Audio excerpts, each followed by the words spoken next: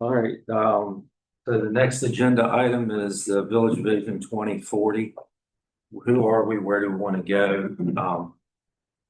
This is probably one of the most important conversations we can have as a governing body. At the last meeting, we briefly touched on the idea that before we make incremental policy decisions, whether related to commercial growth, infrastructure, environmental stewardship, or community services, we should step back and ensure we are aligned on our long-term vision. I provided copies of an adopted mission, vision, and core value statements originally approved by Village Council at their February 2012 retreat. And a similar one, I believe, was an outcome of the Vision 2025 work effort.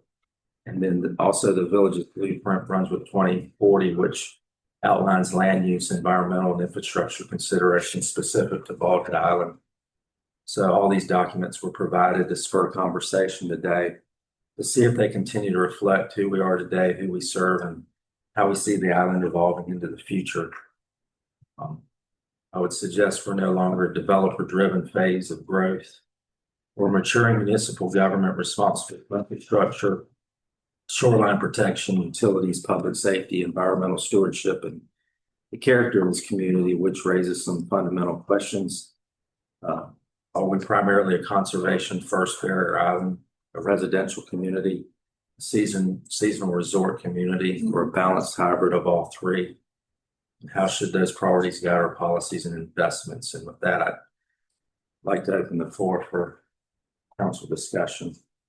I think Karen has up on the projection the mission, vision, and core values that was approved back in 2012. So on the next page of this, when it says the mission, I think this is really important to get this understanding because I think this is pretty fundamental to understanding, to developing our plan in total. I read this to say that our mission, our government, our job is to support the property owners and that's our constituency. And so I think that that would be my understanding of our constituency. But I just think that that the other possibilities would be just the voting population, or the constituency would include tourists as well. So I think you kind of have a spectrum there. And I read this to say that it's the property owners that we have. I would agree with that, or I would like to. I would like for that to be our mission as a village government, and I would like for that to be how we frame all the things we think about. But that's just one man's opinion here. So my view would be that we ought to get some consensus around that, and once we get consensus around that point, then a lot of the other stuff flows. Jesse, were you saying you think that is the right audience, or you're saying you think, or are you making a recommendation that we should expand that? No, I think that is the right constituency, that it's the property owners on the island. I do too. I was just trying to make sure I was understanding your point. I agree with that, but I think there may be businesses that are leasing property, and they are certainly constituents. Do that again. I'm sorry, Jenny. I'm sorry. I think there are probably some businesses which lease the property on which they operate, and they would remain constituents. Sorry, I have a frog in my throat. So, but the way I interpreted that is I sort of considered those businesses to be like the people who rent their homes, and so somebody might own a home and they just rent it fully, and so we need to consider them. And I think that whoever owns that property that the business is on, perhaps I'm extrapolating too much, Ginny, and so maybe that additional clarification is necessary.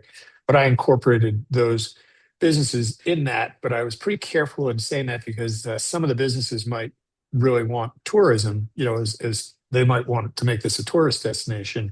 And I think that might be, I don't know how my English is here, but could be in conflict with the island property owners when I think about the residential property owners. Yeah, that's always been sort of the conflict in this, and or the conundrum of, is the island retirement community or is it a tourist destination community? There's always been that competing interest.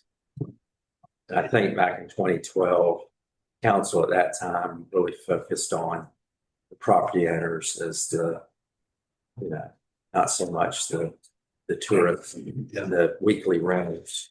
Yeah, I think we've got excuse me, I've caught Jenny's frog, I think. I think from my view, there aren't many people on the island that want to view the island as a tourist destination. In fact, I think most people on the island would like to minimize the amount of tourist destination that the island has, and that we should be not trying to cater to that at all. If anything, there'd be a lot of people that say we should probably try to shut that down. I don't think that's feasible, but I get that concept. From this concept of retirement community, though, I'd be really careful about using those words, because I can't honestly recommend that somebody plan to retire on Bald Head and stay here until they have to go to an assisted living facility. It's a difficult place to live, and I would not want people coming here thinking I got all my needs covered, because they don't. And I mean, you got to be able to get off the island, and if you can't get off the island, you shouldn't probably be here. I know there's people that don't agree, and that's great. I'm glad they're here, and not trying to get them to leave, but people just need to go into it with their eyes open.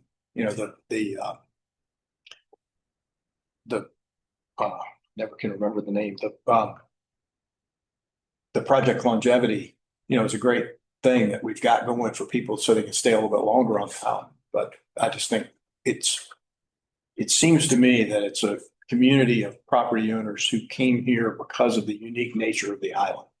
And we should not be doing things that change that unique nature to help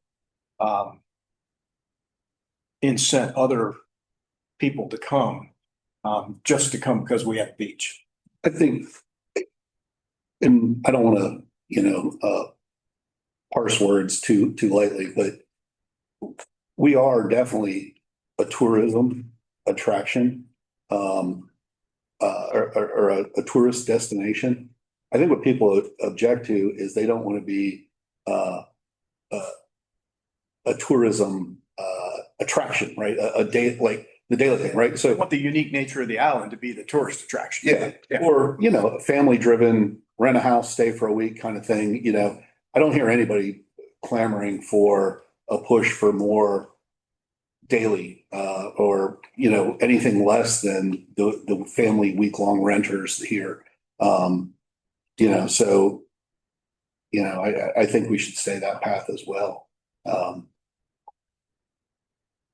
That fits though because what happens is I start thinking about these things, and then you sort of get down to the detailed examples of, well, what does that mean? And, one of the things that could mean is we don't want to encourage hotel type situations where people are coming for 1 or 2 or 3 nights. I would probably think that's reasonable. That we don't want the island to become a bunch of 1-bedroom units built up around where people are just coming and, staying for 2 nights so they can see Bald Head and all that stuff. Yeah. I think, the other side of that is how much entertainment value do we need to provide? If people are coming here, we assume people are coming here because they want to go to the beach and they want to use the marsh and they enjoy the family atmosphere and all that. How much entertainment is it up to the village to provide? Other people can have plenty of entertainment. But that's what I often think about the Blackwater event, or the Badwater. Sorry, Right. Badwater, Blackwater. Don't confuse the two. But the Badwater, we are a tourism destination, not a tourism attraction, right? Because they Good do come, distinction. and it's a very important distinction, right? It is a notable destination, We get a lot of people that come and rent houses for the weeks. They enjoy the trails, they enjoy the beach. They leverage those things. They don't require a lot of other entertainment kind of thing. And I would, highlight that as very different than a tourist attraction where somebody would say, I'm gonna come over for 3 hours and, do some, I don't know, see whatever it is, our great restaurant or our great whatever. Real quality lighthouse. Yeah, I think what we've got to somehow do is figure out, because if you take Jesse's approach that our core constituents are the property owners. Yeah. We have probably not a majority, but maybe a third at least of property owners who from time to time want to rent their homes. And so how much responsibility does the village have to facilitate the ability to rent your home? Or is our responsibility to allow it and make it safe and make it so that when people rent their homes, they feel like they have the opportunity to do it? Yeah. There's a big difference, because if you look at some places, a lot of rentals, the village would be out there advertising and saying, come to the village, come rent here, do all that. I don't view that as the village's responsibility at all. We've got rental agencies that can handle that situation. Or individuals that can do it. yeah, I think I'm not sure how much we can move that needle anyway, but the other thing I noticed on this, and if you go back to the previous slide, Karen, is, it's always that tension between preservation and economic development. And if I hear anything from, when we talk about the property owners out here, if I hear from somebody that's frustrated, they'll say, whether it's the club, whether it's, other business or anything else, we've listed heavily towards economic development, or it feels like we have more recently than we have on the same level as preservation, right? And, when you go into those, core values on the other page, back in 2012, we had listed out, bike paths and greenways and things like that, people haven't seen.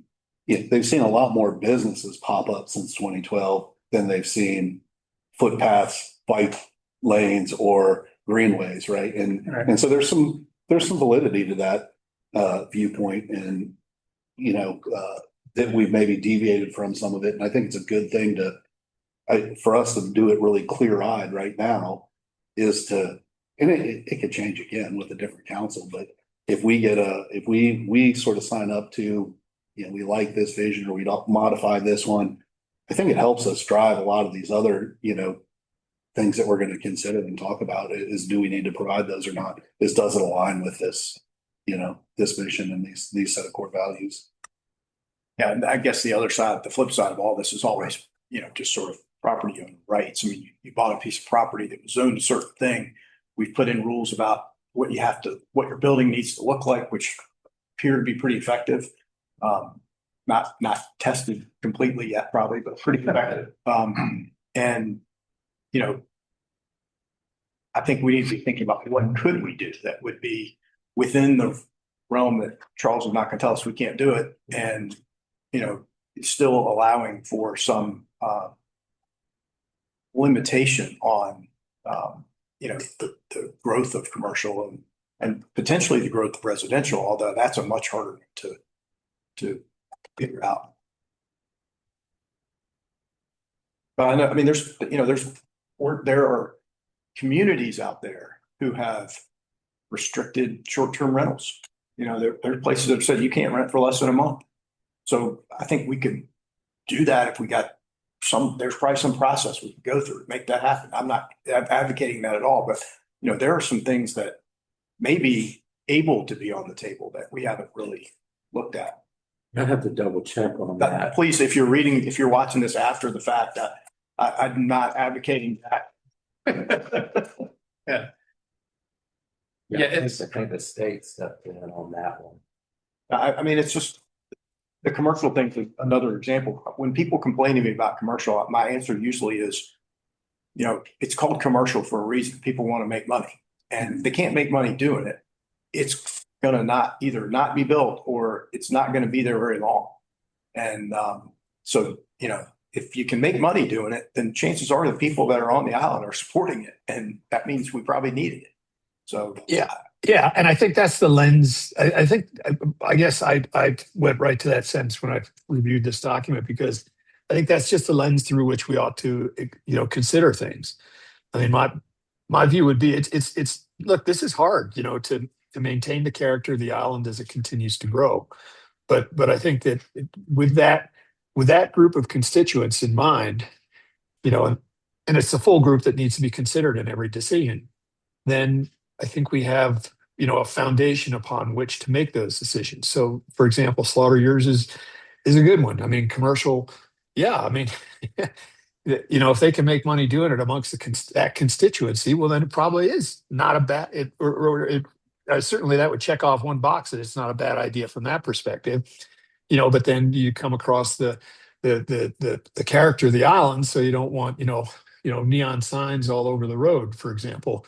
Might be a way that you could say, all right, that this, so I think I think it's very hard to be really, really specific prospectively.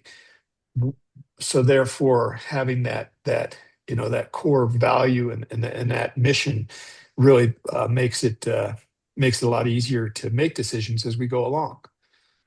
I don't know. I think there's also a tension. When we had the folks from the county doing the 2040 plan, people came in and they said, we want more restaurants, we want dog grooming, we want, I don't know, dental services. I don't remember all the things, but people are clamoring for those things and then turning around and saying, well, we don't want development. And I don't know how you can reconcile those two. It's a very mixed set of values. I mean, some of it is, I'm the Vision 2040 thing. I honestly, the only part of that I really like is the beginning of it, where it talks about this is the character of the island, this is what we want to do. The feedback from the residents, while I appreciate resident feedback, if you look at the number of residents that actually had feedback in that, it's somewhere not more than 70. And I don't know whether it's really 35, because the same 35 went to each of those meetings.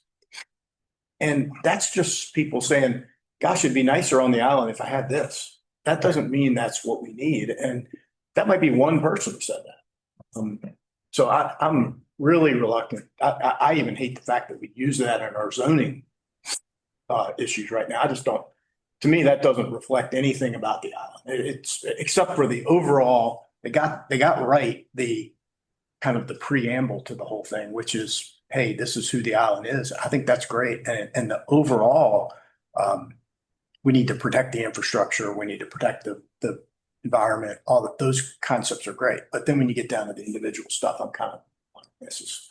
Yeah. Slaughter, I'm on the same page. I just think that there's at least some chatter out there saying we want some of these services. Let me give you an example, and this may not be fair, but I've heard several residents talk about the idea that somebody wants to put in a 24/7 arcade on the island. Yeah. Okay, so that's an example to me of something that personally I don't really care, because I don't think people are gonna use it. I mean, Bunch of 70-year-olds if playing. you want to make that investment, great, but I have a feeling you're going to lose your money. But does the village, is that something that we care about? And if we do care about things like that popping up, somebody wanted to build a mini golf, which is certainly, that actually might make money, at least three months a year. Do we care? Is that something I mean, people would be up in arms if they found out that the land in front of the market was going to turn into a mini golf. We'd have people beating down the doors. But does that change the character of the island? I don't really know. And I think those are the types of things. I mean, only way to tackle this is to look at the individual examples and say, is this good? Is this bad? Do we want this? Do we not want this? And then kind of get down to funnel down to this. Okay, this is kind of who we are. The high level is important. No, I know. Yeah, the part, I was listening to you and you're saying, do we care? So I think there's, that's the whole question right now. It is. Do we care about any of this stuff? Right. And, I've always looked at the island. I mean, I've been here more than 20 years. So I'm an old person on the island. theoretically. And when you were bringing up, Jesse, about who are we really responding to, and it's got to be the whole community. I mean, obviously, and I think we probably all agree on this. I'm not catering to the voters. I mean, there's so few of them. It doesn't reflect the community at all. And the tourists are temporary. And so it really is, who owns the property? Who are the residents? And whether they end up renting their property or not, that's their business. So, whenever I looked at the community, at the island, and I looked at tourism, or commercial property, people are coming here, I think, for the values of the community. And so it's like, who would come to a place that, well, we have a golf course, but it's a private course, and we got beaches. Well, I got beaches somewhere else. That isn't why I would be coming to the island. I think, as a tourist, or even as a person who's toying with where would I live. I think it's more of, gosh, this is a community that pulls into question their ecology, the nature of the island. And it's a community, they don't restrict commercial, but the island's almost set up to vet commercial on its own. I mean, you just can't, you got to make an awful lot of money to be open for 3 months a year, and so, to me, those are the values. I mean, and they're already built in. And so how do you reinforce those things as opposed to introduce new things to attract? I went to, I was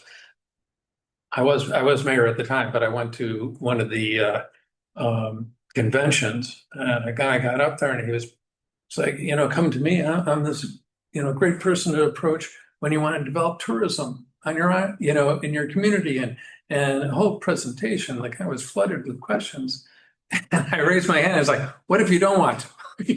And he just looked at me. He's like, "What do you mean?" I was like, "I don't want tourism, necessarily." And it really came down to, what do you add to bring people, and as opposed to refining what you have. And I think our questions here is refining what we have and refining, a community, a sense of community, as opposed to an attraction. Yeah, I mean, I think it's people come to the island for what it is, and they also come for what it isn't, right? So there are certain things that you can go other places to get, and I think that those people go to those other places, and so I think that's that place where we tread. And I think, and that's why I said earlier that I think that mission is really, really useful, because it helps us understand. It helps us make all the decisions. There's going to be a lot of things in the future we just can't contemplate now. I mean, in a business sense, when I started my career, I didn't really think about AI as something to give an analogy there. But if I had a framework in which to think about those things, then it's there. And that's how I think about us going forward. What are we, and what aren't we? And I think stepping back to that very fundamental thing that I think is so clearly stated really helps there. I think it's hard so I think it's kind of hard to get really, really specific going forward with all sorts of different things. But I think within that framework, we can deal with each issue as it arises. And a lot of those are going to be unknowns, right now, or things we can't foresee. Peter, for example, in your case, I would say that I'd probably agree that, that fellow, is saying there are places that want to just drive tourism. And I came from New Jersey, where, there's certain places on the Jersey Shore where they really want to drive tourism. They'd want that. There are other places that are quiet communities and they don't want that. So, but I think I'm clear about what my thoughts are on this. Yeah. The other piece of this I think we ought to consider is that over half the people on the island that are property owners have not been here more than 7 or 8 years. The average tenure of a club member is less than 10 years. So, all of us have been here longer than that, I think. And we're all kind of have the view of, talking to other people that have been here for 10 or 12 or 20, 40 years. I mean, some people have been here a really long time, and a lot of them are very vocal. And they may be the most vocal about this issue.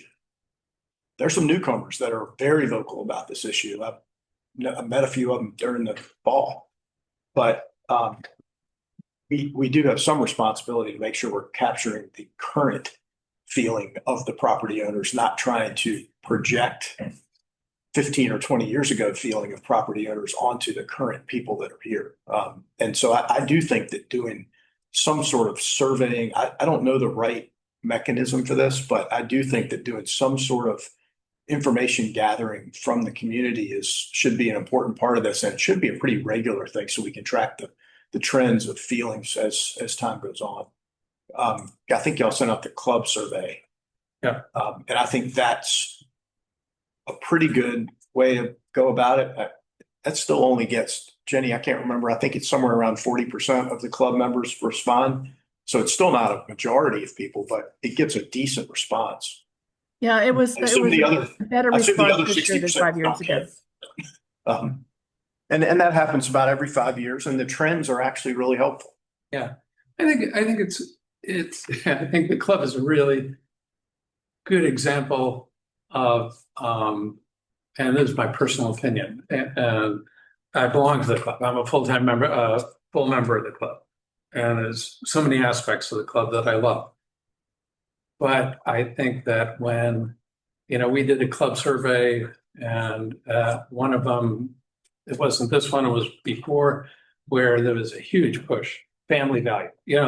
Let's get a family-oriented club. And the next thing I know, I remember going up the entrance, who put McDonald land right here at the front door? And so it's the idea of, let's have an aquatic park, and the place is jammed.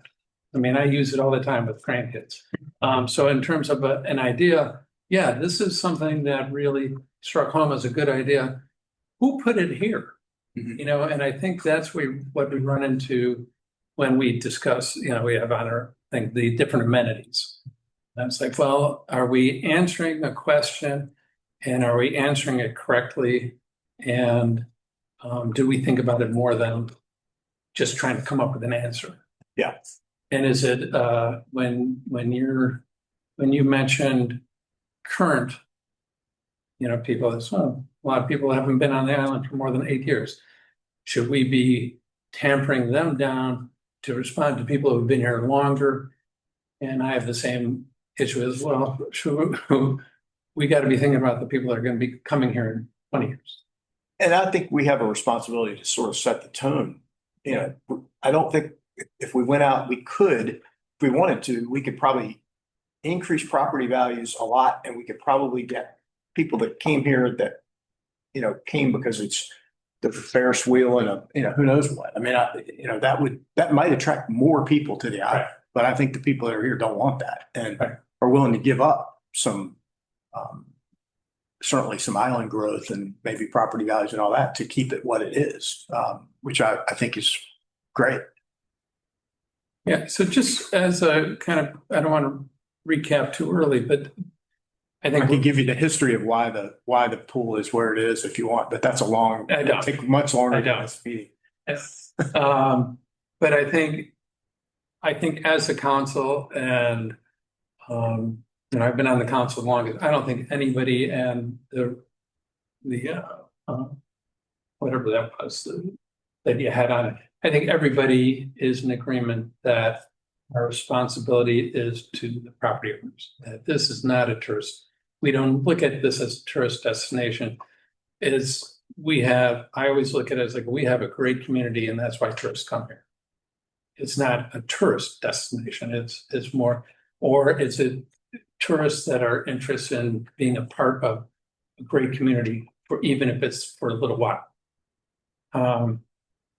And I think we're kind of in agreement on that. And I know the last council was in agreement on that. And the report that came up before, obviously previous. So this is something that is the context that we should be making decisions on, because it's something that has carried through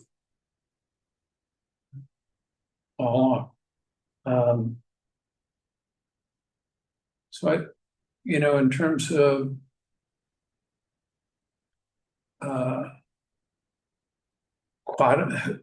quantifying what that means, or codifying what it means, is tough.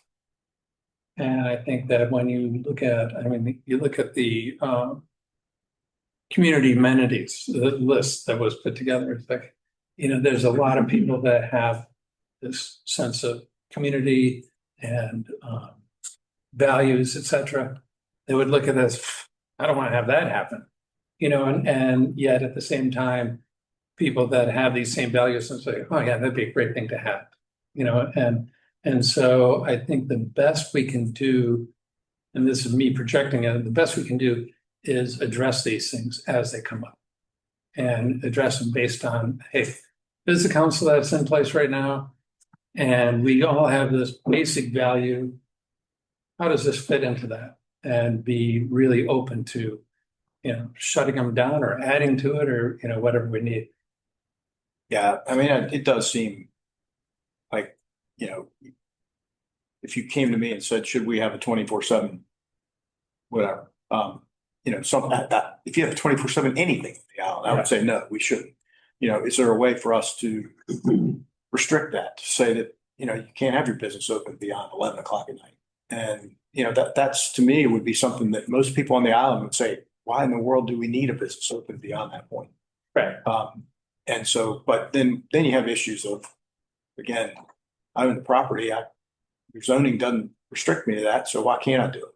And, those are all things we're going to have to handle kind of in a one-off way, but we do need to set some guidelines of what we are not really interested in having. Whether we can prevent it or not may be different from whether we're really. Well, I think the bigger questions comes back to, what are we doing? Why do we care? And so if we're obviously commercial things, they won't survive if they're open 24 hours a day because nobody's going to go to them for 18 of those. Yeah, but I think when it comes down to where are we spending village money and how are we changing our ordinances to suit certain things, I think that's things we can care about. We have to be real serious about. Yeah.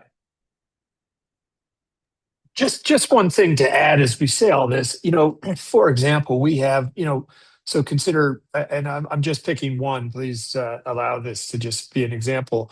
Jules is a restaurant on the island. Well, I think as we consider the island residents, that would cause us to consider the health of a restaurant like that as well, that we can decide how we want to do it, but that becomes an element that's important to the constituency. So I think that this lens, Peter, that you just summarized there does enable us to consider a lot of those other places as well. But I might be mishearing it, Jesse, but I think, and let's use Jules as an example. I don't think the village has anything to do with Jules. No. We should be, yeah.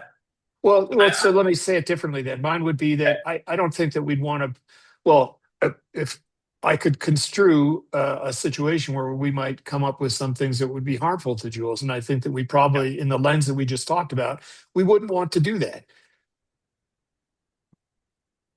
We don't necessarily need to make that business successful, but I think that, we do recognize that being a successful business is good for the island. So I just think it's a lens through which to consider it, and so I don't think we ignore those other elements when we create the lens, or when we define the lens that we just described. I agree with you. Yeah, I think, yeah, I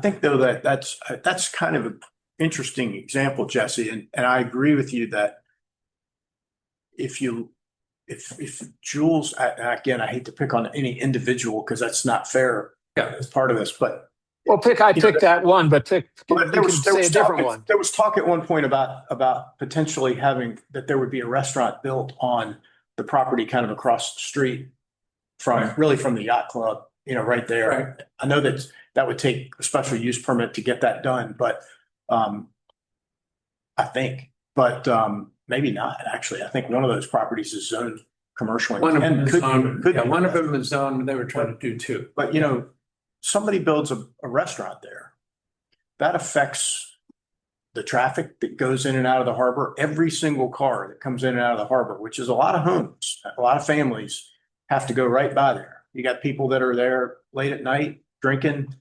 They're crossing the sidewalk when they take their carts in and out of parking. We can put regulations on all that. We have put regulations on a lot of it. And, you know, that could be owned by a village resident who owns property here. And yet I think we have some responsibility to look at that and say, how does this affect the community, the people that live in the harbor that are all property owners? And most of them would be not in favor of that. Right. Yet we don't have any restriction on that right now. But we do, and it might We be, have a restriction in terms of what it looks like. We have some restrictions on parking and we have restrictions on, We do. and I think parking is a good example. I mean, and that restaurant is a good example. So it had to go before our zoning board, right. and it had. And the zoning board approved it. And the planning board. The zoning board approved it. Yeah. Did not consider the safety of parking in that meeting, because I listened to that meeting. Right. And yet they could have. And I think the village staff actually said, you know, and the head of the committee said, that's not really our issue. The safety of people parking is not really our issue. Well, of course it is. That's what zoning's all about, is safety. And you know, the same thing up at Cape Fear Station, we're going to have a surf shop where people are going to be pulling into park. And they're either going to cross over a sidewalk to park, or they're going to be parking and blocking a sidewalk. Is that really, I mean, there's your livability of, I leave my house, I want to go for a walk, and now I've got a business here that's blocked the sidewalk. Got to walk through a parking Is lot. that- we could fix that problem. We'd have to choose to do it, and we probably have to go through a lot of legal advice to figure out what could be done. But that's the type of thing that we could ask the zoning board. We could write the zoning ordinances, change them to say, we don't allow situations where carts are crossing a sidewalk. Or if it's going to be done, it has to be one place, and all the parking has to be within the sidewalks. Can we circle around a little bit? Stephen and Will, Will's not here. So Stephen, when we're looking. Now, I don't know if any of that's true about this spot. Yeah, and that's how I was just wanted to ask. That was one of the first things I saw, was like, well, Yeah. what do we do about sidewalks here? But I don't know. Yeah, that's why I wanted to have Stephen jump in a little bit, because Yeah. I want to know what we already have in place. Yeah. And so we have, you know, obviously size of buildings, et cetera, we have that pretty well defined. And parking right now through both our ordinance and the commercial review board is pretty well defined as well. Mike, Yeah, the zoning ordinance does not address parking. right, We've talked off and on my coming up on 22 years here of having a unified development ordinance done. That we're pretty outdated to not really have one of those. Those are kinds of things that would probably get put in there if we did a UDO. But the commercial design standards do address parking. And that's where the zoning board was looking at. They didn't have any authority to necessarily deal with it, but they knew that there was a mechanism on their next step that was going to address that. Your thing with the sidewalks, the commercial review board did address that. Those sidewalks are redesigned to go in front of the parking. So it still ties in with the existing walkways. You're not driving over the park and those kinds of things. So there is a mechanism in place now for parking that we didn't have before the CRB. and I think what you're bringing up though is, how many other mechanisms do we need to put into place, because we haven't talked about it. And are there? I mean, who knows? Yeah. I know we talk about bathrooms and talk about the certain size commercial development has to provide bathrooms. But are those public bathrooms, or those bathrooms only for the use of the people that, you know, I don't know. Well, North Carolina, typically, they're public. the code is. In North Carolina, they're public. State requires if the public can access your building, then that bathroom has to be available to the public. Right. And so, you know, But it's not, if that's true, but the number of toilets and things like that are not geared for Okay, so you're near a beach, and so therefore you have to have a certain number of Right, houses it's still based off the based on the occupancy of that. That's right. Sure, no, I get it. Yeah, I get it. And But I do think that means that- general public, the people that are in charge of maintaining and cleaning that are probably going to have issues. Sure, but they built a building and they have a business and they invite the public and they could say, well, we're not going to invite the public and then they don't have to clean the bathroom. Yeah. Right. So, I'm not, I don't, that's a good example where I don't know that it's the village's, this is the situation. And when somebody comes and complains, we say, well, then I guess you need to close if the conservancy complains, you say, well, I guess you need to close your store and then you can limit the people that are coming into your buildings and then they can use your bathrooms and you tell everybody else you don't have a reservation for a thing here and you can't use it. But you got a store and your building's a certain size, and you got a bathroom. You own the responsibility for being open during those hours. And, it's not great. I hate to tell the conservancy that, but because it adds cost to them. Yeah. Let me ask a different, so it's kind of along the same line. You said we're long overdue for a UDO. And would you be recommending that we look into how much that costs and what it entails, et cetera, and start going down that path? I know that we have gotten some prices in the past. So if you recall, Mayor, we did have that in the budget year before last, I believe it was, but I think both. we pulled it Right. And for other right. needs. And we just never circled back on it. But Because it is a pretty exhaustive process that would require somebody with some planning background to be brought in.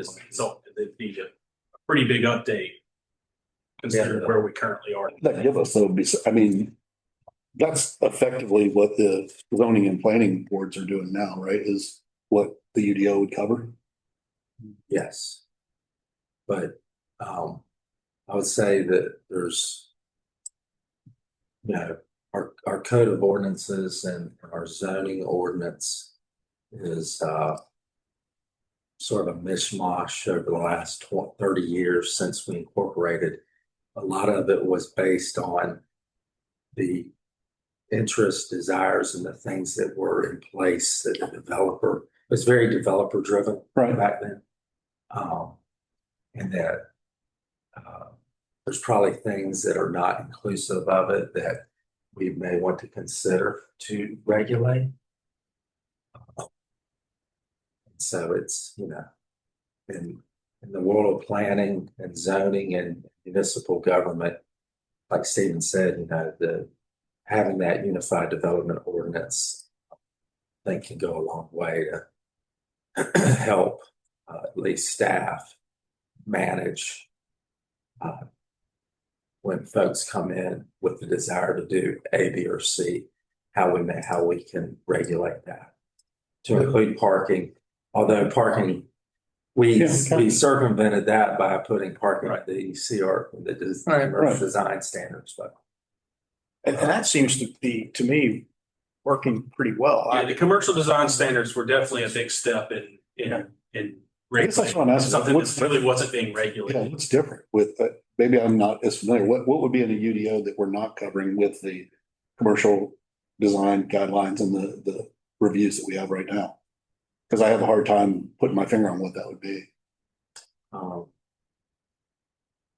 see. Well, maybe a different question.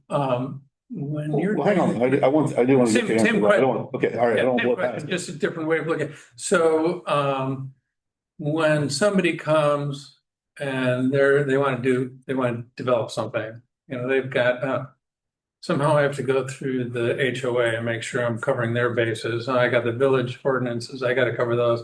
Oh, there's this new thing, the CRB, I got to cover those.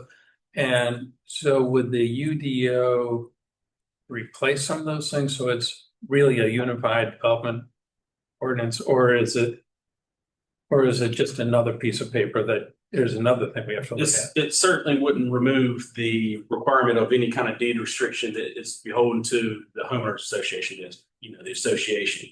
Most of your commercial stuff, with obviously some rare exceptions like on Kilson Road, you just have commercial review board. That's kind of why it became, is because there was nobody regulating commercial development. But a UDO could certainly clear up a lot of things that like Chris is saying, would clearly define some zoning things that might see more into the future than what we currently have, because it's pretty basic. And right now, have you run into a lot of situations where our ordinances, commercial review board and the association, we have conflicts?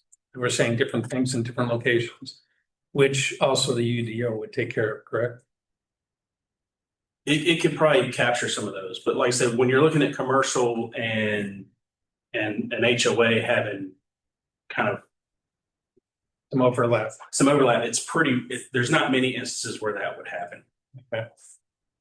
Jay was trying to say something. Yeah, just add to what we're talking about, the discussion of the UDO, is that it's just gonna basically create one document, streamline it all, but also it encompasses even the commercial review board, right? It would include that, all kinds of development, subdivision, environmental, design guidelines, all of that into one document to make it easier to navigate, right? But also, the whole point of the UDO is to go in and find all your ordinances to find out if there are any conflicts, fix them all, and then have it set up so that it's easy to then review on an annual basis every time there's any changes at the state level when it comes to ordinance that they regulate the general statute, then you can revise. So it's kind of setting that up. Okay. I mean, that was a little bit of a rabbit hole for the conversation, but it's a good one there's probably a lot of those that, you talk about there. The residential development's another one where I know the HOA has issues today where people buy a small lot that's difficult to develop. And the rules that the HOA has about placement of lay down areas, all that stuff is very difficult for a contractor to follow. Yeah. Have some of those same rules, but not maybe to the same extent that the HOA does. But is it the HOA's responsibility, or is it our responsibility to allow exceptions so that contractors can build big houses on tiny lots? And I would say no. I mean, I'd say, look, if you don't have room for a laydown yard, you got to build your house in a way that the laydown yard fits on the lot. And that would mean that, when somebody delivers 5 truckloads of wood, they just can't do that. And if that costs more to build a house, then it costs more to build a house. That's, you got to look into those things when you buy a piece of property. That would potentially slow down some of the residential development, especially spec homes that get built on small properties because the properties are cheap. They're cheap for a reason in a lot of cases because they're just not very big. I think those are types of things we could do that would probably, and it may not have to do anything. Maybe just, being more. The rules are in place already. Maybe involved in just enforcing it more and saying, look, get this stuff out of here. We don't want it. Setting the expectation for people that here are the rules and we're going to follow them down to the letter. We're not letting you say, oh, it's a small lot. I don't have any way to do anything about it. Those are all types of examples, I think, of things that I think our residents would appreciate if we said, within the rules that we have, we're going to make sure that we're doing our best to follow them, and we're making sure that our builders, for instance, aren't taking advantage of things. Yeah, and based on that, there may be ways and opportunities within the confines of doing the UDO that are not addressed in our current zoning ordinances to help us better regulate those scenarios. A lot of times, Stephen, we'll get an email from somebody that's, hey, I'm interested in this piece of property. I want to do A, B, or C. And there's some instances where our ordinances may not completely address that. Mm-hmm. I mean, I got a question from somebody back in the fall about, I guess there was a contractor that built a house and the house is done and the contractor's trailer is sitting in the property. It's been sitting there for over a year. Right. They're not building it anymore.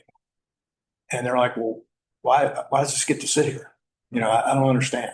And course, I don't guess they probably called you, Stephen, to ask you to go out and take a look at it, but, I'm pretty quick to go with. I was gonna say, I think the key there is educating people to say, look, if you see something that you don't think is right, you need to call me. I mean, I'll find out what the answer is, but I don't know that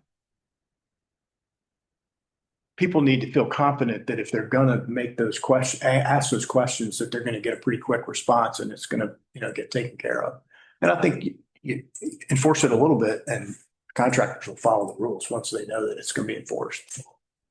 I won't say I'll put everybody in a big bucket there, and probably there's a few that are not gonna, but. I think, and it's a crazy problem because I mean, Stephen deals with this all the time. Yeah. And like your street is a perfect example. Yeah, And difficult street to do. how can you build on Portsmouth? Yeah. I'm looking back 10 years. How can you build on the street and also get ambulances through there? Right. I mean, it was a major ordeal. Right, but and some of those things are gonna happen. Right. But I do think that, there was one house being built that didn't put a dumpster on the property during the construction. And the HOA ended up getting involved and they basically said, look, we're gonna start fining you if you don't put a dumpster out here. Which, that's kind of a basic thing. So I want to circle back because I think we've gone down a path that's. Yeah. Sorry. Yeah, but it's a real one. And I think it goes back to the original issue that Jesse had, and just who are we answering to, who are we supporting? And if we need to do a UDO or we need to start enforcing our ordinances more intensely, is that a message we're getting from the public or not? Yeah. And who are we taking care of if we're not doing it? And then you got to layer the money side of things on top of that, which is, Look, if we have ordinances, we do need to enforce them. I mean, that's just because you can't be arbitrary, because then that becomes somewhat perceived as arbitrary and capricious by those people. I mean, maybe contractors wouldn't fit as a constituent based on our definition, but that homeowner is a constituent. And so we do need to make sure we're enforcing these and being fair about it. Now, it does bring up the issue. I think, I forget whether it was somebody said just there, if somebody complains about it, maybe things happen. Look, things are going to happen. People are going to sort of, it's just going to be human nature that, so maybe we are reactive in some cases. I mean, I don't think we're going to ask Chris to have somebody walking the island every day or dedicate some amount of his personnel to be walking the island every day to check on, all these violations. Surely we'll have some amount of that, but I don't know that we want to dedicate people to that. But when we get a complaint, then we ought to enforce it. And if somebody says, well, what about that other one? You say, well, all right, we'll go look at that one too. But I do think that we need to, if we have an ordinance, we got to enforce it. One thing that might help, and I've thought through this for a couple of years, is and maybe we have this, but there's a lot of different places where people provide input. They'll call you, Peter, they'll email me, it's just, hey, I'd love to see this, or I've got a problem with this. And I don't know that there's any central place that all those questions and requests get funneled so that, but that's not a place that I can go look at. I mean, I can call you, Chris, but that's not what I'm saying would there be a place I can go look up and say, Joe said, I have a problem with this. And I say, great, can you guys look into this? It gets recorded somewhere so that I can see, yeah, okay, here's the answer. Here's what happened. Yeah. I get a lot of questions. I don't know if you guys do, or not questions, but statements that I called somebody at the village, told them what was going on. I never heard back, and it never got resolved. That comes up a fair amount. And I think what happens is people just stop calling because they think nothing's going to happen. So I don't like to hear that, but Yeah. No, I know. And I don't, because a lot of times I take a lot of those with a grain of salt. right. I mean, a lot of instances there's confusion about what the village responsibility is and what the PHA's responsibility. But then the answer is they called me back and they said, that's not our responsibility. You call the BHA. And if we record that And when I get the question, then I can go look at it and say, oh, here's, Yeah, I mean, you telling me they didn't respond, No. but here's the response. Here's when you got it. And here, you know, we don't necessarily keep a repository of all that because what I do ask staff to do is maintain a log. yeah. And, you know, you get a daily log, you get a call, an issue, you deal with it to, you know, that way, you know, if the question comes up, I can, a lot of times I call Stephen, hey, did you know about this? Or, Right. you know, I get some of these things I get emailed directly. Some things the mayor does, some things Karen does. I mean, we're all getting hit I know. routinely. Let me ask you a question because, I mean, it just came up with the dog park. So I get an email and it's addressed to me and council. Who does that, if it says and council, who does that go to? Does it just go to the council? Right, it should go to council, yeah. If there's times where you get the email and it's to mayor and council, but it's only emailed to you. If Karen gets it, she's gonna make sure the rest of the council Right. gets it. Like, if I get one, we're gonna make sure. If it's But I think addressed the to answer to your council, question, like anything that's coming, you know, it's gotta go, it's gotta be funneled. Because, I mean, this is one that needs response. I mean, it's why'd you close the dog park? 'Cause right, we didn't close the dog park, you know, somebody else did. But it's to make sure the questions are actually being answered. I mean, I would love to, I would love to be able to just log on to a system and say, you know, John asked me, he said, I called 2 weeks ago about this. I've got a pile of stuff in front of my house. I called 2 weeks ago. I never got a call back. It hasn't been moved. I don't know what happened. And I'd love to be able to go log on and see, well, did we record that John called?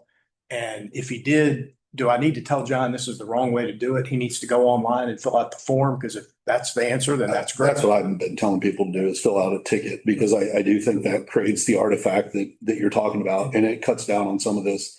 Yeah. Because sometimes Chris is right. I mean, people call it a bitch and it's not clear whether or not they're asking for a resolution, right? And so when you say fill out a form, then it goes that way. And if that's the answer, then that's great. I just want to make sure that, you know, we need to make sure that's, first of all, really easy to do. I've done it before. And that those things get followed back up on pretty quickly with, here's who's responsible. I mean, I'd love to see people get an email saying, here's who's responsible. Here's when it's going to get done by. Yeah. If you don't hear back in a week, if it isn't done in a week, you need to call this person and talk to this place. Yeah. You know, I think that would give the residents, who are our primary people now, that would give them the confidence that somebody's looking at it. I know they are. I mean, you guys do a great job. That's not the issue here. The issue is making sure everybody believes that, and they perceive that these things are being taken seriously. Hey, Slaughter, they just thinking about a technological challenge here, how, you know, to get a searchable database like what you're talking about, where, you know, effectively what you're saying is Chris's team would log all this stuff as it came in, and then that would somehow get put into a searchable database. You know, I like the idea, but I wonder if that effort, you know, what would be the effort to do that relative to the sort of less formal system we have now? Well, I think instead of doing that, I would take the approach that Scott does, which is somebody calls you and says, I have a request. You'd say, look, here's the link to the form. Go fill this form out and you'll get a response. If you just tell me, don't fill out the form, I'll pass it on, but I can't guarantee anything. and then let them know if you hadn't gotten any resolution within, say, 2 to 3 weeks, then call me back, and then you call me. Right. Well, in that case, though, if we did it well, I think certain people, maybe not me, but certain people would be able to go in and say, oh, yeah, okay, there's your request Yeah, you submitted. I know. And I don't want to necessarily be seeing it every single. Yeah, I request. mean, your council, you're up here in policy. Yeah. Starting to get down into No, the I'm not. operational, and I just. It's more being able to answer the question. Yeah. But I think it goes back to the original question that we were talking about, you know, who are we actually responding to? Mhm. And, you know, what you're describing right here, that's not a tourist community. No, that's getting confidence. This is village. This is trying to figure out, People that yeah, in some cases feel like that things Yeah. go into a black hole and don't don't get resolved. Good. I'd like. Again, I don't, the problem is there's no way, I don't see, there's no report that says, here's all the requests we got, here's how many we responded to in this time frame. So I can't tell people. Yeah, I don't know. I can't, if I could say, look, I get a report every month at the council, here's all the requests, here's the resolution times, Yeah, I don't know if within the work order system, David, we can, through the back end, we could pull that data and create reports to acknowledge how many work orders we've received. Okay. We also have the Text My Gov app that also has a similar capability. Right, they're familiar with the Text My Gov. They know about that. I'm just asking, is there a way on the back end to create reports to show how many we received? Yes, there the citizen service report is based on the iWorks program that JP uses for his department, and he can draw charts, graphs, reports on various categories. But yes, you can do. And as far as resolution or responses, yeah, so maybe that's a, request automatically generates work. maybe doing some kind of, status of the work. I know that, I'm just asking. just saying, hey, we got this many requests, here's how you have an issue, here's how you do it, it'll get resolved in a certain time. I don't know that provides that level of detail as far as response and resolution. It only tells us who and when they submitted and for what purpose. Okay, well, at least then that'd be a start, and we'd be able to show people that we are tracking, this isn't just a nice to have thing, this is how we want you to respond. And I think most people these days, not everybody, there'll be some people that say, I can't fill the form out online and they'll get a call anyway. That's great. Right. But Like the big ones are, that beach access, whatever, you need to refill the dog food bags. Right. Things like that. yeah, but those are, Pickups for mattress, if we don't do those things, Easier. then we don't get people on the island in the habit of filling out that form, then the dog food bags are empty and nobody knows. It's not like you're going to drive around every day and say which ones are empty. That'd be crazy. Some point, figure it out, but it'd be much better to get people on the island used to the idea that, hey, that's what we're here for, is to help you make it better. I think we've communicated that in the past and can certainly do that again. And Yeah. Can we see how many people read the Village Voice stuff? Karen can, we can open all pull that up. metrics on. Yeah. How many open the Village Voices? So how many clicks within the Village Voice? Right. Look at the attachments. Yes. This place, unlike any other place I've ever been, has more urban legend, myth, rumor, discussion. I mean, I've heard stuff. I heard stuff about the club.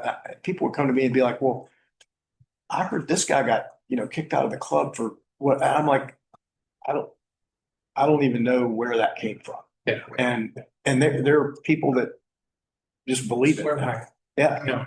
And I think it's more here than it is in in Richmond or other places, because that rumor mill just doesn't go other places. But I also feel like, as far as the village and the numerous ways that we communicate with folks and the various platforms with social media, that by far we exceed our other municipal partners. Yeah, I agree. I think that's right. Yeah, I live in the town of Leland. I've never gotten an email from the mayor. Directly through, And we have the disadvantage that we have people that are here short periods of time, and they see something from Bald Head in November and they don't care. They're like, whatever. I don't solve that problem. Yeah, I don't think it goes without our consistent trying to get the word out, to reduce the rumor mill, and it's substantially better than it was 10 years ago. And and even then it was, if you wanted to be informed, you could be.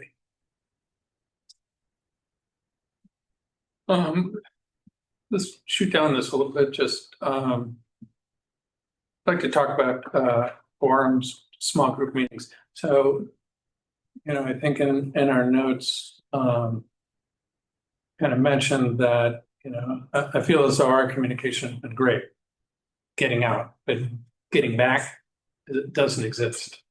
Or it doesn't exist, that people are aware of. There's some people that are very aware of doing it, but there are not that many. Yeah.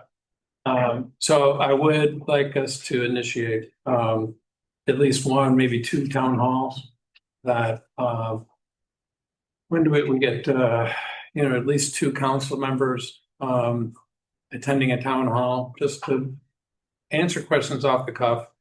And so the format of that and scheduling of it, Karen, if you could, think about it a little bit and all of us think about it. What does that look like? When should it be happening? And the other side of that is small groups. I think that doing that in a small scale is also very appropriate. So I think to initiate that this year and have it be something that gets institutionalized, that, hey, this is going to happen every year, and it would be great. And I'm just throwing it out there, asking for feedback. Yeah, I think if we're gonna do that, we need to make sure we do it in the timeframes that people are mostly on the island. Right. That it not be in February. We may want to do one in the off season because there's a whole different group of people here. Right. That's great. Get their feedback too, but we at least have something during the season when people are here, tend to be here. And I think it would be also, I don't want to have that become a gripe session. So there's a certain, it's going to be to a certain extent anyhow. But I think when we're putting out a notice that we're going to do it, I'd like to be asking people for, if they can provide questions in advance, great. Whether they do that or not is a whole nother issue. Yeah, you'd probably have topics as opposed to just an open free for all. Right. I think ending the meeting with an open free for all would be great. Okay. I would like to suggest that we think about doing these town halls in the shoulder seasons around holiday weekends. Because in the summer, a lot of us have family and we're busy. And others are renting their homes and they're not here. And everybody wants to be out on the beach or the golf course, whatever. But I think if you catch a busy shoulder time, you're going to get a fair amount of people who actually own homes here as opposed to renters, and maybe aren't quite so busy with all the other summer activities. So throw one out as an example. It's like, when you're saying shoulder season, I got September, those are times. It's not September Memorial Day. No, like or Labor Day. Middle and end of September, when it's still nice and people, homeowners tend to be either coming back because they're gone for the summer. Right. Or they're here because it's nice. Right. Okay, good. You're not going to get everybody. No. We don't want to get everybody. We don't have a place to have everybody. Could we, so I think that's I haven't heard any major objections to doing that. So, these other things, Peter, yeah. May I just say, I think the town hall is a great idea, but that's sort of the village meeting with constituents. I also think the idea of the village meeting with other entities on the island, like the clubs and conservancy and association, is another vehicle for like really sharing ideas and considering what's going on the island. And that could be in the off season. That's not something that we'd have to end up. Yeah, and we did we've done two of them, I think, in the past 5 years. But I think you're right. And I think each time we did them, people walked away from, oh yeah, this is a good idea. And then we never followed up on it. So I'll do that. I'll follow up on it, and we should do that. I forget what we called it last time. Leadership group. Leadership group, but we had everybody involved in terms of the different Board of Governors and the HOA, et cetera. Okay. We also had, so another category here is the a commercial gateway plan. That's and kind of obtuse, description of something that nobody knows what it is. And I don't think it's ever been truly defined. But,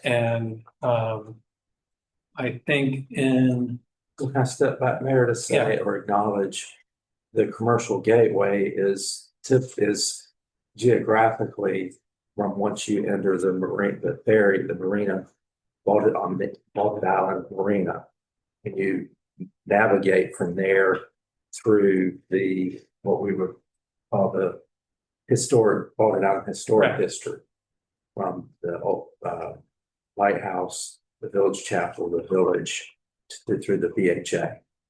And I think that's that's it there.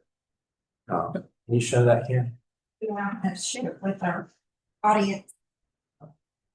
And then we had the consultants, Bolton Inc., right.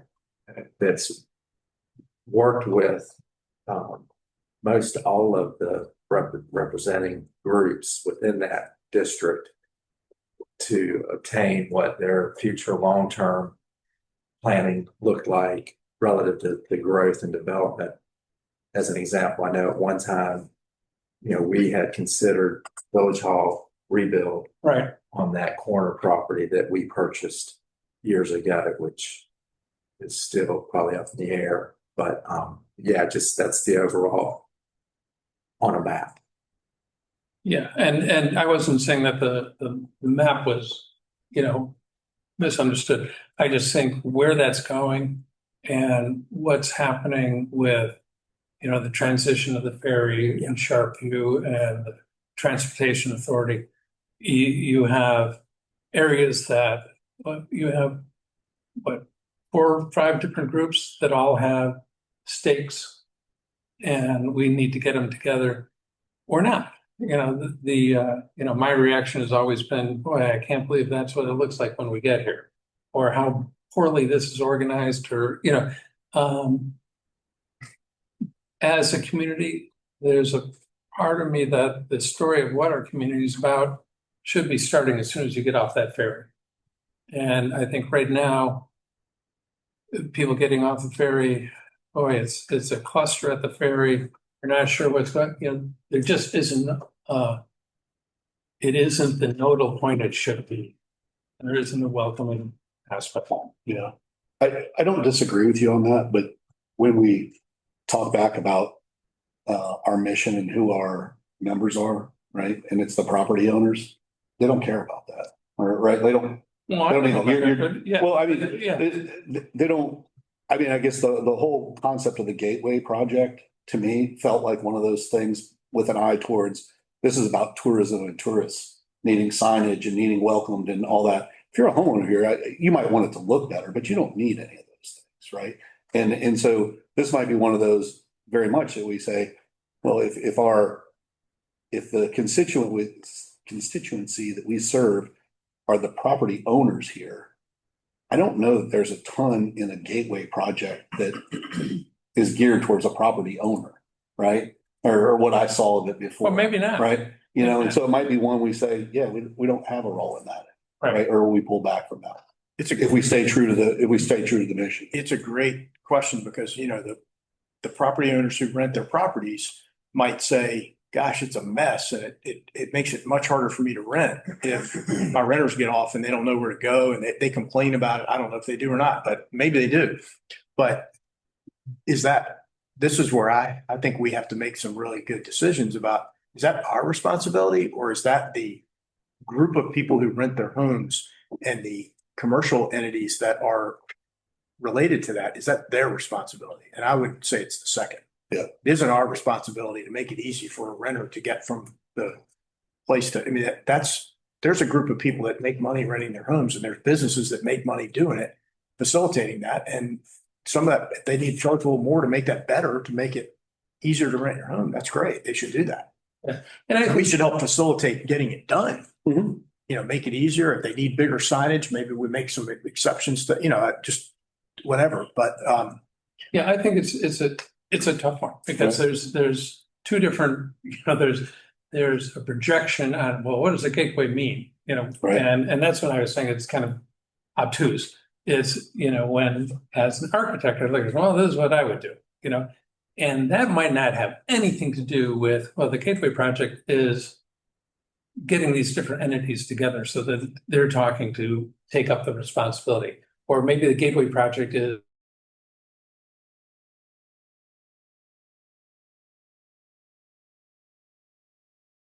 now there's enough, well, I want to say, I don't know that there's an issue. And I think that's what you're questioning. Certainly not for property owners. To your point, maybe for no, but that's. day trippers or Yeah, tourists or their. I mean, if I would look at that and say, okay, well, in some ways, having it be confusing for a lot of property owners is a positive. They don't want necessarily a day tripper to come and say, that was a great, go on to Facebook. That was a great experience. You need to go over. Here's what you did. They're going to say, no, really, I'd rather it be confusing. I'd rather them be lost. Right. I'll help them. If I find them on the road, they're lost. I'm perfectly happy to help them. But, I don't want this to be showing up at the tourist information board and we're giving you the map and, Go here and here. Well, hey, gang, I'm not sure I fully understand how aware I am of the Gateway Project, but I do think that arriving on the island, making it an easier experience, as getting loaded into the trams and all that sort of thing, would fit within what we defined as goals of our constituency. I mean, I differentiate. I agree. We don't necessarily need to have signage all over the place. Go this way for this. Go that way for that. But a smooth transition from the ferry to, your rental property or your home, I think is something that we do want. That may be a bit out of our hands right now, but I'd suggest that's something that would be of interest to us. Yeah. Like an example would be parking for property owners. I was gonna say, that's where I think we have. And the challenge, the obvious challenge there is that it's privately owned land that we have no control over. To some degree, we're beholden to, whether it's the developer, whoever that owns it, that they're going to have to make the change. Yeah. Well, but there are options that we could consider that would open up some parking down there if we wanted to. Yeah. And you look at the amount of land that's used for parking for golf cart rentals for who? Yeah. Versus more space for property owners to park that are coming and going down. Yeah. Yeah. We're definitely going to have to address parking, right? Yeah. Because any of us that work here or live here, or commute off for the day and use that circle lot need to recognize that's not It's not big. our asset. It's not big enough. It's not our asset. And, we're going to have tram problems and everything else. Is that where you're going, Mayor, is pulling those groups together to work? Well, through but I think those? this goes back to the town hall idea. It's like, you can say, well, that's not important. Our constituents don't care about this, or they really care about that. It's like, really? I don't know that, and so I think the idea of, trying to define exactly what this is. Yeah. And what our We've got to be, we can't have a town hall and say, how do you want it's not our property. the process of getting off the ferry on the tram to your house to work better? Because we don't own. We don't own any of that property. For that at all. We don't own any of that. Well, in fact, if we make a suggestion, it probably is going to not happen. So, I think we've got to be careful about where we draw the line to what we can do. Now, But I think it all transfers to the transportation authority. Maybe we can have a little more input. We certainly can facilitate that probably a little better. right. But I think it's also important for people to know that we don't have the, it's Right. We get a lot of complaints about that area and that activity, and it's like, it's not my job. I just can't do it. And I think people should know that. There are a significant number of renters here who come for the first time and are completely flummoxed because they think they're coming to a resort. They think that from when they get on the ferry to when they get to their house, all of that is managed by one entity, and it's the village, all the rules, all the public safety, it's all one big resort. And I think it's helpful to tell people it's not, you know. Yeah. It's not. But people are shocked when they come here and they're like, this place is a mess, you know. That's what we like about it. Yeah. You know, that's okay. The, I think, as I understand it, all that parking was purchased, right? Yeah. It It's was leased. just, Or no. Okay, purchased by, didn't, Willie buy the parking lot? I'm not aware that He did. he did. That's what I thought. Oh, okay. Did he bought both parking lots, right? The whole parking thing, right? Yeah, because I think he's planning to put in some more electric parking spots So in they the, have started, okay, that's why that electrical's been going in. yeah, Yeah, they started putting plugins on the outside of the gated Yeah. area. to be able to sell more electrical spots, because those are obviously in higher demand than the not Through electric. the walkway, of course. Right. Walk around. Real quick, that did go through the CRP process and it was approved that he's basically gotten rid of that walkway. He's moved the concrete parking blocks closer to the fence, and now you just kind of walk through the middle of the parking lot, and that walkway. Okay. That's how I knew, because I read the minutes. Yeah, but that did go through the CRP process. I don't remember. So again, that's another third party that, right. Yeah, we might have more success talking to, we might not, I don't know. Right. But I think actually, you know, the idea of a town hall, clarifying what's our responsibility, what can we do? And here are the other entities that are involved in this. Yeah, okay. You know, you talk about bathrooms, to me, that's one of the biggest messes that you got. You got employees and you got renters and you got homeowners and everybody trying to get on the ferries, and you might be in line now for 2 hours. And there's one, as far as I know, there's one semi-public, not always guaranteed to be public bathroom right there that is not, Inside the Chandler building? yes, not totally well maintained and those people don't know it's there. Yeah. And so, you know, there's a lot of people The fact that it's there, you know, the it's. problem is they can't walk to, you know, they can't walk quarter of a mile somewhere because they gotta be near the ferry. Right. So that's a huge issue.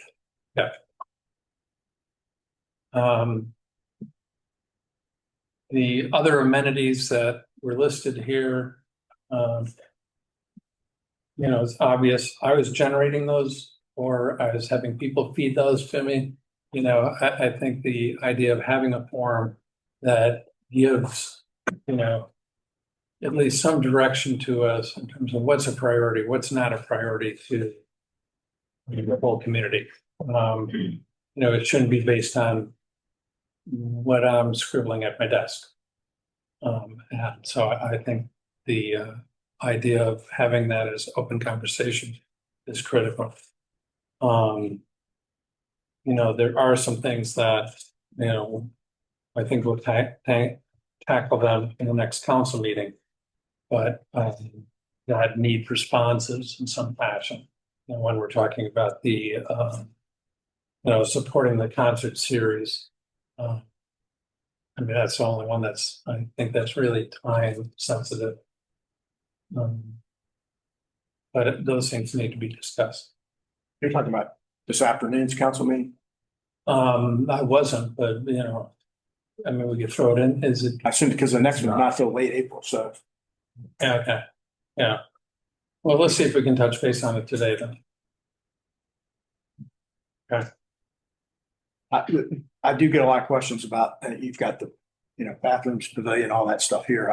What is my understanding was that we wanted to have the retreat where I appreciate getting all the information that y'all sent. That was great. That we wanted to get some public feedback through these forums and things like that before we take any real action on approving those. I think there are people out there that think we're getting ready to start building bathrooms next week. And we need to have some understanding of where that stands. What's the schedule for that? Yeah, I'd like to talk about that a little bit after Zach gets his 2 cents in. I think that yesterday was a really good indication of how many places we can be throwing money and whether, you know, You notice that too? yeah. And I think that, you know, I look at last night, at least I was going over my head, you know, like how young is this community? And how come we didn't have, you know, money built up for all these different things that need replacement? And we don't.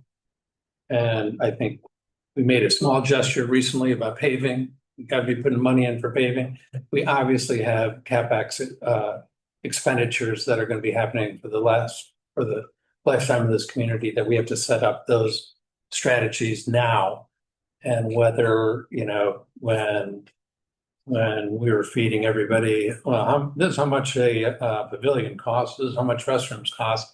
And the question, or at least in my mind, the debate that I was having last night is like, well, should we be actually starting to seed money for these different capital expenditure items that are maybe more critical than some of these other items? Yeah. But that's a discussion point. I don't think there's some people that are against some of these things. They're all things that at least some people on the island feel like we need. But I think it's a priority issue. And, you know, you look at if the homeowners are the priority, they need to have water and sewer. That's kind of like we're up there at the top. They got to have public safety, got to have fire. You know, there's this descending list of priorities, and some of these things are not at the top. You know, they're great. I mean, I think if you could make an argument that it pays for itself, that might be a different story. But I do think that we were sort of eye-opening yesterday. Yeah. Okay. So what I'd like to do is hold off discussion of those items until Zach gets us up to date. It's like, here's the money that we didn't spend last year. Right. And what do we do with that? Because I think when we're looking at these different amenities, it was like, well, we got this money. This is a great opportunity to spend it on this. And it's like, well, the question of priorities has to come into play. Yeah. Okay. Are we overdue for a break? By much? Yes, we had a vision from would end at 10:30. And we're gonna take a break, so it's 5 to 11. So if you want to take a little break. then Yeah, let's take a, 5 more, yeah, let's 6 come, minutes. yeah, let's come together again at 11. Okay. Good.